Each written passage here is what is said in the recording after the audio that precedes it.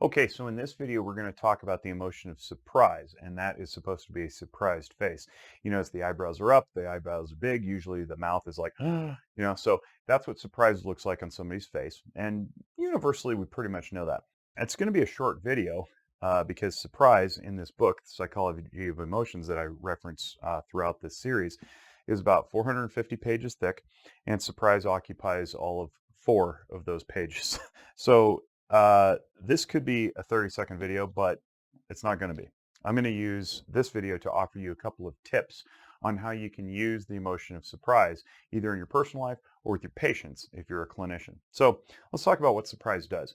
Surprise is a very interesting emotion. It's often referred to as the most fleeting of our emotions, meaning it lasts the shortest period of time.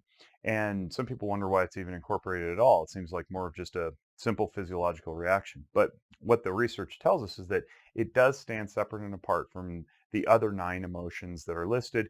And it's not a hybrid of emotions like jealousy or envy or love or overwhelmed or frustrated or any of those other hybrids where they're combinations of emotions or combinations of emotion and thought. So surprise definitely stands alone in its function. And here's what it does. It serves as a reboot mechanism to clear out your limbic system. So if you're just humming along and you're in homeostasis and you're just kind of, you know, good, you're moving, you're just hanging, right? And then something happens. It's supposed to jar you out of that and then make you pay attention to whatever follows, right? So you weren't expecting whatever it is that snapped you out of it. It's useful because if we're in a dangerous situation, we want to be alert to that so that we can take care of the fear response that then follows.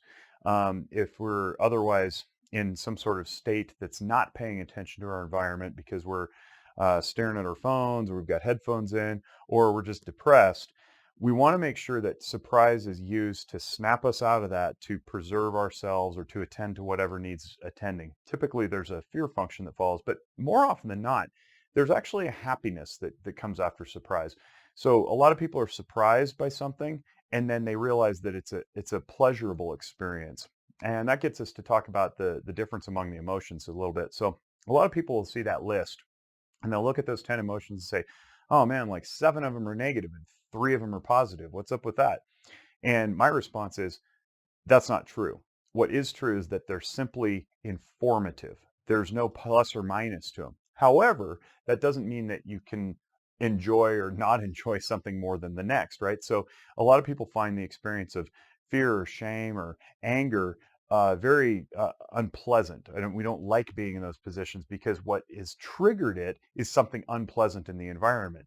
So surprise then usually is followed by something more pleasant, and we have some empirical data that show that people's responses to surprise are often pretty pleasant. They enjoy having the emotion of surprise.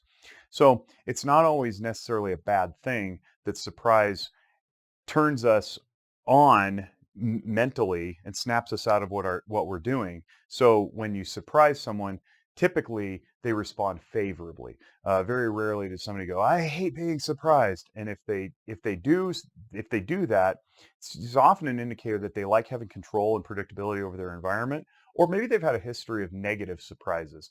So be mindful if somebody says, "Hey, I don't like being surprised. Please don't throw me a surprise birthday party." Honor that. We don't want to purposely go around offending people, especially when they've expressed their wishes to us, right? So let's talk about the 2 techniques that I mentioned.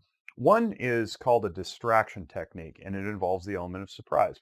So clinically, if you have a patient who's, say, struggling with depression, they come in and they're mopey and they're down and they're complaining about life and they're just sad and they're in the dumps, right?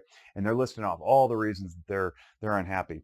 One thing that you can use if you're a clinician and you're watching this is this distraction technique where you just make up something off the top of your head that pulls them right out of that. So in this office, for example, I have these markers, and I mentioned in the opening video that sometimes I'll throw markers at people to get them to feel that surprise emotion, to illustrate how quickly the emotion fades, to illustrate that 3 to 9 second wave, right? So one thing you can do is just throw a marker. If you got good rapport, don't do this to somebody you don't know. You might just end up pissing them off. But you can toss a marker at them and be like, hey, what color was that? And they're like, what? It's purple. What are you talking about? Right there in that moment, in that brief time period, you can say, hey, did you see what I did? Yeah, you threw a marker at me. No, what I did is I snapped you out of your depression just for a moment. And then they're going to be curious. They'll slip into the excitement curiosity phase, which is a different emotion. You can watch that on the other video. And from there, you can kind of pull open that wedge or stick a wedge in that crack and pull it open and say, look, you don't have to be all surrounded by depression all the time. I just create a little tiny fissure in that depression by using the element of surprise. And then from there, you're off and running. You can do that with the weather. You can ask them where they parked their car. You can say, ask them about their shoelaces, something way off that they'd never expect. Don't ask them about how their day went. That's too mundane because they'll just tell you, oh, my day's not going great because they're depressed, right? So that's one thing you can do to use surprise to your advantage in a clinical setting. And if you're not a jerk about it, people will usually receive that pretty well because remember, it's often associated with a pleasurable experience. They'll say, oh man, I appreciate you pointing out that I don't have to be stuck in depression all the time. Okay, so here's something else that surprise does for us. It can help us examine ourselves. So if somebody comes up to you and questions something that you believe or something that you think, and maybe you don't expect them to do that, you're like, what, why are you asking me this? That's a great illustration of what we can often refer to as defensiveness. So if we have a defensive response to somebody questioning what we think, then it's an opportunity to do some self-examination. So let's pretend these are my beliefs right here. All these markers represent some level of belief, right? Somebody comes along and says, hey, Jake, I don't think pink marker is very good. If I'm holding them out here and I'm holding them loosely and I'm not very attached to them, they're mine. I've owned them, but I'm not attached to them. I can examine my beliefs. Somebody says, I don't like pink marker. I don't think pink marker is good for you. I can be like, all right, let's talk about that. Now we can examine it. I don't have to get defensive. I don't have to be surprised or scared. And if you want to watch the fear video, you can go back and see that because sometimes a fear-provoked response is a threat to ideology or belief. I can examine this cognitively. Say, well, all right, give me your information about pink marker and why you think it's not good for me. Now we can discuss it. Maybe I say, that's fine. Thanks for the discussion. I'm still going to hold on to pink marker as one of the things that I believe or what I think. Or maybe I change my mind and I go, you know what? I don't need pink marker anymore. You're right. Totally. Thanks for that feedback. Appreciate it. Glad you improved me and the way that I interact in the environment.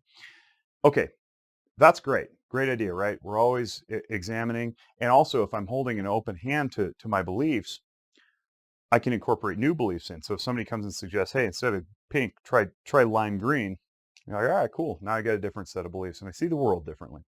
What if, though, I'm holding tightly to my beliefs? So tightly, in fact, that I can't decide the difference between who I am as a human being and what I think. Well, when some of those beliefs get attacked, I'm going to have a limbic response that's way more aggressive because it seems like I myself am getting attacked. I'm not. My thoughts are getting attacked. My impressions, my interpretations, my beliefs, my filter through which I see the world. That may be being questioned, but not me as a human being. I can discard all these and start over if I want. The problem is if I do that, I'm left empty-handed, and that's a very disconcerting feeling for most of us. That's a very scary feeling. We don't want to be left with that emptiness. So it's often surprising when someone comes along and says, hey, I don't think blah, blah, blah about your politics, religion, career is good for you. And then we go, oh, hey, don't attack me. I'm not attacking you. I'm attacking this thing that's not who you are. It's just something you do. And I think that has real applicability to things like career, where eventually they're going to end unless we die in our jobs. And some people do this. They work their jobs till they die. That's fine.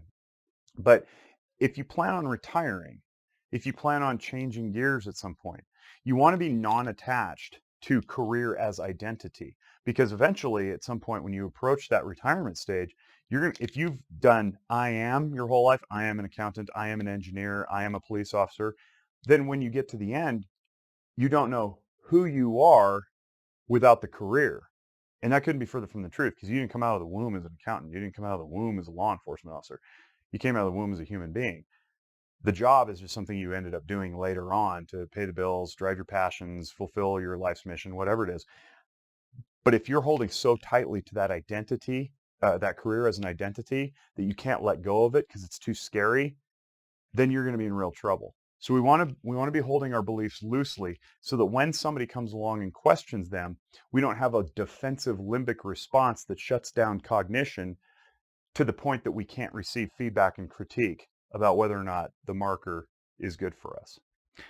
Well, I hope this was useful.